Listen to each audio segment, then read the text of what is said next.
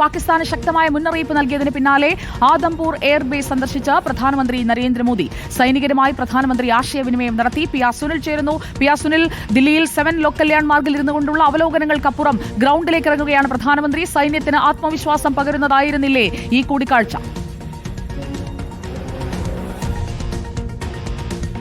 സുജിയ, തീർച്ചയായും ജലന്ധറിലെ ആദംപൂർ എയർബേസിലാണ് ഇപ്പോൾ പ്രധാനമന്ത്രി നരേന്ദ്രമോദി ഉള്ളത്. ഏതായാലും സുജിയ ചൂണ്ടിക്കാണിച്ചതുപോലെ തന്നെ ഈ ഒരു പെഹൽഗാം ഭീകരാക്രമണം നടന്നതിന് പിന്നാലെ അദ്ദേഹത്തിന്റെ ദില്ലിയിലെ ഔദ്യോഗിക വസതിയിലിരുന്ന് സുരക്ഷാകാര്യ സമിതി യോഗവും കേന്ദ്രമന്ത്രിസഭയുടെ സുരക്ഷാകാര്യ സമിതിയുമൊക്കെ തന്നെ വിളിച്ച് ഒരുപാട് ചർച്ചകൾ നടത്തുകയായിരുന്നു. പിന്നീട് പാകിസ്ഥാന് ശക്തമായ മറുപടി നൽകിയ ശേഷം പാകിസ്ഥാന്റെ പ്രകോപനങ്ങൾക്ക് തിരിച്ചടി നൽകുന്നതുമായി ബന്ധപ്പെട്ടുള്ള ചർച്ചകളായിരുന്നു. അങ്ങനെ കഴിഞ്ഞ കുറേ ദിവസങ്ങളിൽ പ്രധാനമന്ത്രിയുടെ നേതൃത്വത്തിൽ നിരവധി ചർച്ചകളായിരുന്നു ദില്ലിയിൽ നടന്നത്. ഏതായാലും ഇപ്പോൾ ഓപ്പറേഷൻ സിന്ദൂറിന്റെ വിജയമായിരിക്കുന്നു. വെടിനിർത്തൽ ധാരണ നിലവിൽ വന്നിരിക്കുന്നു. ഏതായാലും ഇന്നലെ അഭിസംബോധനയും രാജ്യത്തെ പ്രധാനമന്ത്രി നടത്തിയിരിക്കുന്നു. അതിനുശേഷം ഇപ്പോൾ ഇന്ന് പ്രധാനമന്ത്രി നരേന്ദ്രമോദി ജലന്ധറിലെ ഏറ്റവും പ്രധാനപ്പെട്ട തന്ത്രപ്രധാന എയർബേസായ ആദംപൂരിൽ എത്തിയിരിക്കുകയാണ്. ഇത് ഇന്ത്യയെ സംബന്ധിച്ച് വളരെ തന്ത്രപ്രധാന മേഖലയാണ്. S-400 എയർ ഡിഫൻസ് സിസ്റ്റം പ്രവർത്തിക്കുന്ന ഒരു കേന്ദ്രം കൂടിയാണ് ഈ ആദംപൂർ എയർബേസ്. ഏതായാലും അവിടെ എത്തി അവിടെയുള്ള വായുസേനയിലെ ജവാന്മാർക്കും വായുസേന ഉദ്യോഗസ്ഥരുമൊക്കെ തന്നെ പ്രധാനമന്ത്രി നരേന്ദ്രമോദി അഭിവാദ്യം നൽകുകയാണ്. അവർക്കൊപ്പം നിൽക്കുകയാണ്, അവരോട് സംസാരിക്കുകയാണ്, അവർക്ക് ആത്മവീര്യം പകരുകയാണ്. കഴിഞ്ഞ കുറേ മണിക്കൂറുകളായി, എത്രയോ ദിവസങ്ങളായി ഈ ഒരു പാകിസ്ഥാന്റെ പ്രകോപനങ്ങൾക്ക് ശക്തമായ മറുപടി നൽകാൻ, പ്രതിരോധം തീർക്കാൻ, ആകാശത്ത് സുരക്ഷാ മതിൽ തീർക്കാനൊക്കെ തന്നെ രാവും പകലുമില്ലാതെ അധ്വാനിച്ച എയർ വാരിയർമാരാണ് ഇവരെല്ലാവരും. അപ്പോൾ അവർക്കെല്ലാവർക്കും ഐക്യദാർഢ്യം പറഞ്ഞുകൊണ്ട് അവരുടെ ആത്മവീര്യം ഉയർത്തിക്കൊണ്ട് അവർക്കൊപ്പം നിന്നുകൊണ്ട് ഏതായാലും പ്രധാനമന്ത്രി അവരോട് സംവദിക്കുന്ന ദൃശ്യങ്ങളും ചിത്രങ്ങളുമൊക്കെ തന്നെയാണ് ഇപ്പോൾ ആദംപൂർ എയർബേസിൽ നിന്ന് പുറത്തു വരുന്നത്. അങ്ങനെ പ്രധാനമന്ത്രി നരേന്ദ്രമോദി ഇപ്പോൾ സൈനികർക്കൊപ്പം അവരുമായി ആശയവിനിമയം നടത്തുകയാണ്. ഏതായാലും ആദംപൂർ വ്യോമതാവളത്തിൽ ഏതായാലും ഇനി അടുത്ത മിലിറ്ററി ഗ്രൗണ്ടുകളിലേക്ക് കൂടി പ്രധാനമന്ത്രി നീങ്ങാനുള്ള സാധ്യതയുണ്ട്.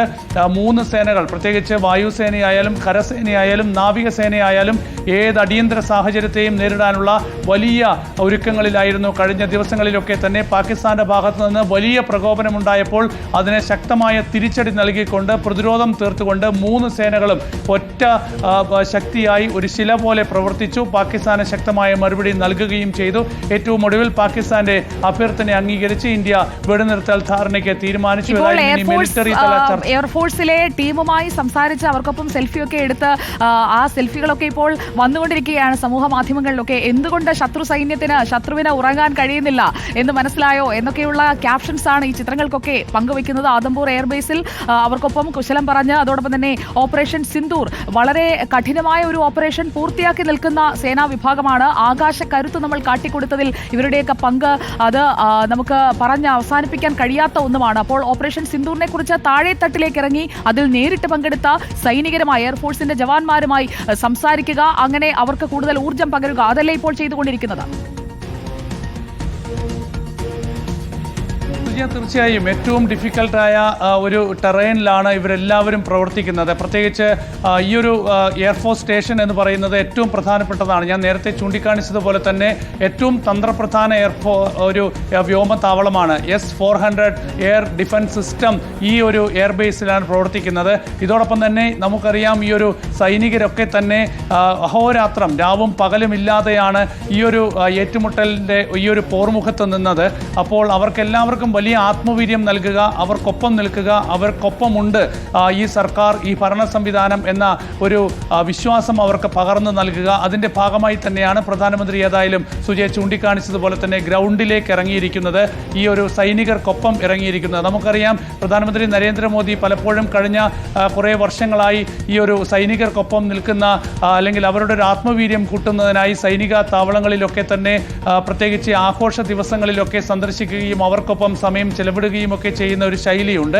ഏതായാലും ആ ഒരു ശൈലി ഏതായാലും ഇപ്പോൾ പെഹൽഗാമിന് ശക്തമായ മറുപടി നൽകിയ ഓപ്പറേഷൻ സിന്ദൂറിന് ശേഷം, ആ വിജയത്തിന് ശേഷം ഏതായാലും ആ ഒരു ആഘോഷ നിമിഷം ഈ സൈനികർക്കൊപ്പം ചെലവിടാൻ പ്രധാനമന്ത്രി വിനിയോഗിക്കുകയാണ്. ഏതായാലും ഈ ഒരു ഓപ്പറേഷൻ സിന്ദൂറിൻ്റെ ആദ്യ ദൗത്യം പൂർത്തിയായി കഴിഞ്ഞു. ഇതൊരു തുടരുന്ന ഓപ്പറേഷനാണ് എന്ന് രാജ്യം വിലയിരുത്തുന്നുണ്ടെങ്കിൽ പോലും ഒരു സംഘർഷ സാഹചര്യങ്ങൾ അതിർത്തിയിൽ ഒഴിയുകയാണ്. മിലിറ്ററി ചർച്ചകളിലൂടെ സൈനിക ബലം കുറയ്ക്കാനുള്ള തീരുമാനം ഇരു രാജ്യങ്ങളും എടുത്ത ഒരു സാഹചര്യം കൂടിയുണ്ട്.